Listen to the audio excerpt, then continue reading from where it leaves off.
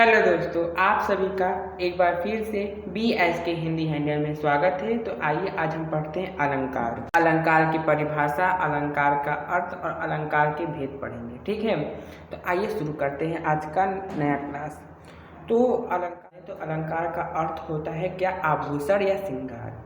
ठीक है, आभूषण या श्रृंगार। जिस प्रकार एक स्त्री को अपने सौंदर्य के लिए आभूषणों और श्रृंगार तत्व का आवश्यकता होती है, उसी प्रकार कवियों को अपने काव्य को सजाने के लिए, काव्य में चमत्कार उत्पन्न करने के लिए, काव्य में आकर्षण भरने के लिए अलंकार का आवश्यकता होती है। ये दो प्रकार के होते हैं। अभी हम उसको आगे जानेंगे। आगे आइए इसका परिभाषा देखते हैं। तो इसका परिभाषा है कि काव्य के आभूषण अर्थात सौंदर्य वृद्धक गुण अलंकार कहलाते हैं। ऐसे तो अलंकार का कोई एक परिभाषा नहीं है, इसकी जितनी परिभाषा चाहे उतनी परिभाषा हम बना सकते हैं। पहला परिभाषा तो यही होता है कि अलंकार वे तत्व होते हैं जो कि काव्य को सजाने के लिए आवश्यक तत्व होते हैं। यह एक तो ये हो जाएगा। ऐसे ही अनेक इसकी परिभाषाएं प्रचलित हैं, लेकिन काव्य के आभूषण अर्थात सौंदर्य वृद्धक गुण क्या कहलाते हैं? अलंकार कहलाते हैं। इसको आप लोग याद कर लीजिएगा। ठीक है, एक महत्वपूर्ण पॉइंट है कि अलंकार खुद सौंदर्य नहीं होते, वे काव्य के सौंदर्य को बढ़ाने वाले सहायक तत्व होते हैं। ठीक है, एक और है कि अलंकारों के योग से काव्य मनोहरी बन जाती है। ठीक है, मन को प्रिय हो जाती है क्योंकि उसमें आकर्षण होता है। ठीक है, उसमें एक प्रकार का उसमें कई प्रकार के रस उसमें संयोजित रहते हैं। आगे हम पढ़ेंगे, जब रस पाठ पढ़ेंगे तब उसमें पता चलेगा कि रस कितने प्रकार के होते हैं, रस क्या होता है। तो जब किसी काव्य में अलंकार लग जाता है तब उसका क्या होता है? वो मनोहरी हो जाता है। रस के साथ वो जब मीठा हो, एक प्रकार से कहें तो वो काव्य बहुत ही हमें अच्छा लगता है। ठीक है, आते हैं इसके भेद की तरफ कि अलंकार कितने प्रकार के होते हैं। तो मैंने पहले बता दिया कि अलंकार दो से, शब्दालंकार और अर्थालंकार। शब्दालंकार क्या होता है? शब्दालंकार होते हैं जहाँ शब्द के कारण काव्य में चमत्कार उत्पन्न होता है, तब वो क्या कहलाते हैं? शब्दालंकार कहलाते हैं। ये दो ही अलंकार की होते हैं क्योंकि काव्य में शब्द और अर्थ क्या है, दोनों की बराबर सत्ता रहती है। ठीक है, अगर शब्द नहीं है तो काव्य बनेगा ही नहीं, अगर अर्थ नहीं है तो काव्य की रचना की कोई ज़रूरत ही नहीं है। ठीक है, अर्थ के बिना हर चीज़ निरर्थक है। ठीक है, सार्थक कुछ भी नहीं है बिना अर्थ के। तो काव्य में शब्द और अर्थ दोनों की बराबर सत्ता रहती है। अतः कहीं शब्द प्रयोग के कारण काव्य में सौंदर्य उत्पन्न होता है तो कहीं अर्थ चमत्कार के कारण। ठीक है, तो वही शब्द के कारण काव्य में चमत्कार उत्पन्न होता है, तब वो क्या कहलाते हैं? शब्द अलंकार कहलाते हैं। जैसे तरनी तनुजा तट तमाल तरवर बहुछाय। तरनी तनुजा तट तमाल तरवर बहुछाय, इसमें क्या है? तो की जो है आवृत्ति बार बार आए। ठीक है, यहाँ क्या है? शब्दों की तो जो है एक शब्द है, एक व्यंजन है। जब एक ही व्यंजन, एक ही शब्द की आवृत्ति या कहें तो उसके कारण काव्य में कोई चमत्कार उत्पन्न हो, तब उसको हम कहेंगे क्या? शब्दालंकार। जैसे काली घटा का घमंड घटा, यहाँ क्या है? क और घ का जो माफ करिएगा, घ का जो है बार बार आवृत्ति हो रहा है, घ शब्द जो है बार बार आ रहा है, तो ये क्या है? शब्दालंकार है। वैसे मैंने तरनी तनुजा तट तमाल तरवर बहुछाय जो है अनुप्रास अलंकार से लिया था उदाहरण, और काली घटा का घमंड घटा जो है यमक अलंकार। शब्दा अलंकार को पहचानने का सबसे बड़ा यही तरीका होता है कि जिस काव्य में या जिस कविता में एक ही शब्द की बार बार आवृत्ति हो रही है, समझ जाइए कि वो शब्द अलंकार उसमें उपयुक्त किया गया है। ठीक है, जैसे एक है तरनी तनुजा तट तमाल तरवर बहुछाय। अगर उसी जगह तरनी की जगह उसका पर्यायवाची सूर्य और तनुजा की जगह उसका पर्यायवाची जो है पुत्री ले लिया जाए और तट की जगह उसका पर्यायवाची जो है किनारा रख दिया जाए, तो काव्य का जो है सारा चमत्कार जाता रहेगा। ठीक है, उसी प्रकार में बताया कि काली घटा का घमंड घटा। ठीक है, उसमें अगर देखें जो घटा शब्द की पुनरावृत्ति, मतलब कि बार बार जो घटा शब्द आया है, उसके कारण जो है काव्य में है सौंदर्य का जो है लगाव है। अगर वहीं अगर घटा की जगह कुछ और आता, कम आता, एक जगह घटा एक जगह कम होता, तो इसका जो है इसका भी सौंदर्य जो है अगर इसका पर्यायवाची हम रख देते हैं, घटा का पर्यायवाची कम रख देते हैं, इसमें से भी क्या है सौंदर्य समाप्त होता जाएगा।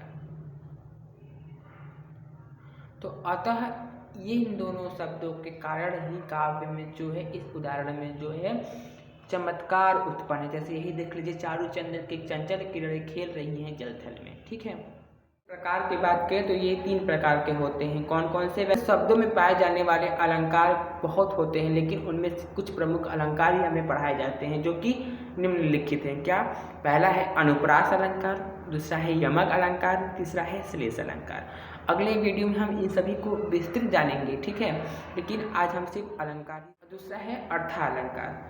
तो वही जब अर्थ के कारण काव्य में चमत्कार उत्पन्न होता है तब वे क्या कहलाते हैं? अर्थालंकार कहलाते हैं। जब अर्थ के कारण काव्य में चमत्कार उत्पन्न होता है तब वे क्या कहलाते हैं? अर्थालंकार कहलाते हैं। एक मिनट।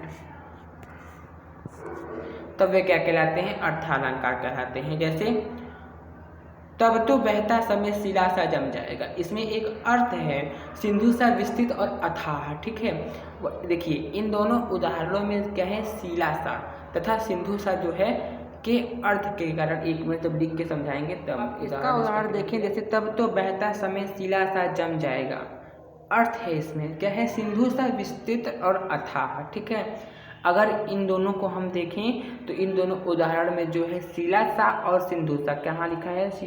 तब तो बहता समय शिला सा, और एक में क्या है? सिंधु सा। एक में क्या है? शिला सा और एक में है सिंधु सा। ठीक है, कि शिला सा तथा सिंधु सा के अर्थ के कारण ही क्या है? चमत्कार उत्पन्न हुआ है। यदि इनके स्थान पर इनका पर्यायवाची चट्टान तथा सागर रख दें, शिला की जगह चट्टान और सिंधु की जगह सागर रख दिया जाए तो अर्थ में अधिक अंतर नहीं आएगा, इसलिए वहाँ अर्था अलंकार का प्रयोग हुआ है। ठीक है, तब तो बहता समय चट्टान सा जम जाएगा या सिंधु सागर सा विस्तृत और अथाह। ठीक है, विस्तृत मतलब होता है फैला हुए, अथाह मतलब होता है कहाँ, जैसे कहते नहीं है तुम्हारा कोई था ही नहीं था, कहाँ थे तुम, उसी प्रकार। या एक प्रकार से कहें तो इसका मतलब हो सकता है कि अति गहरा। ठीक है, अब आते हैं इसके प्रकार की तरफ। तो ये 5 प्रकार के होते हैं। वैसे अर्थालंकार भी शब्दालंकार के जैसे बहुत सारे होते हैं, लेकिन कुछ ही हमको पढ़ना पड़ता है तो उतनी ही हम पढ़ेंगे। ठीक है, जैसे पहला है उपमा अलंकार, दूसरा है रूपक अलंकार, तीसरा है उत्प्रेक्षा अलंकार, चौथा है मानवीकरण और पांचवा क्या है? अतिशयोक्ति अलंकार। ठीक है, इसमें जो है उपमा अलंकार भी 2 प्रकार के होते हैं। कौन कौन से? आइए देखते हैं। पहला है पूर्णोपमा, दूसरा है लुप्तोपमा। उपमा क्या होता है? तो जिस उपमा में चारों अंग उपस्थित रहते हैं उन्हें हम क्या कहते हैं? पूर्ण उपमा। और लुप्त उपमा जस्ट अपोजिट, जिस उपमा अलंकार में चारों अंग में से कोई एक अंग लुप्त हो उसे हम क्या कहेंगे? लुप्त उपमा कहेंगे। ठीक है, अब ये अंग क्या होते हैं तो आइए जानते हैं अंग क्या होते हैं। इन सभी को हम विस्तृत अगली वीडियो में जानेंगे, क्योंकि अगर विस्तृत जानेंगे तो काफ़ी ज़्यादा लंबा खींच जाएगा। ठीक है, तो खंड करके हम इसको पार्ट करके हम अगले वीडियो में एक जानेंगे। ठीक है, तो उपमा के अंग 4 होते हैं। कौन कौन से? उपमेय, उपमान, समान धर्म, वाचक शब्द। आइए मोटा मोटा जानते हैं कि उपमेय क्या होता है, उपमान क्या होता है, समान धर्म क्या होता है, वाचक शब्द क्या होता है। तो जिस व्यक्ति या वस्तु की समानता की जाती है उसे उपमेय कहते हैं। उपमान, जिस प्रसिद्ध वस्तु या व्यक्ति से उपमेय का समानता की जाती है उसे उपमान कहते हैं। समान धर्म, उपमेय और उपमान में जो गुण समान पाया जाता है या जिस सामान्य गुण की समानता की जाती है उसे समान धर्म कहते हैं। और वाचक शब्द, जिस शब्द विशेष से समानता या उपमा का बोध होता है उसे वाचक शब्द कहते हैं। ये सभी को हम अगले वीडियो में विस्तृत जानेंगे।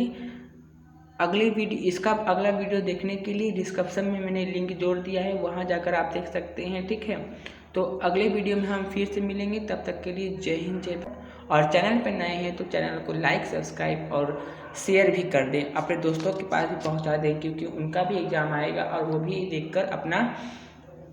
यह वीडियो देखकर अपना नंबर, जो कि 5 नंबर का ये आता है, अलग अलग टॉपिक्स में अलग अलग कंडीशन में 5 नंबर के आते हैं, ठीक है। 2 नंबर का इसका भेद पूछ लेगा या 2 उदाहरण दे देंगे 10 ठो, इसमें से बताइए कौन सा रूपक अलंकार, कौन सा यमक अलंकार, कौन सा श्लेष अलंकार या क्या, कौन सा उत्प्रेक्षा है, कौन सा मानवीकरण, कौन सा अतिशयोक्ति या कौन सी उपमा है, ठीक है। इन सभी को पूछता है। तो आशा करता हूँ आप लोगों को समझ में आया होगा, ठीक है। धन्यवाद। जय हिंद, जय भारत।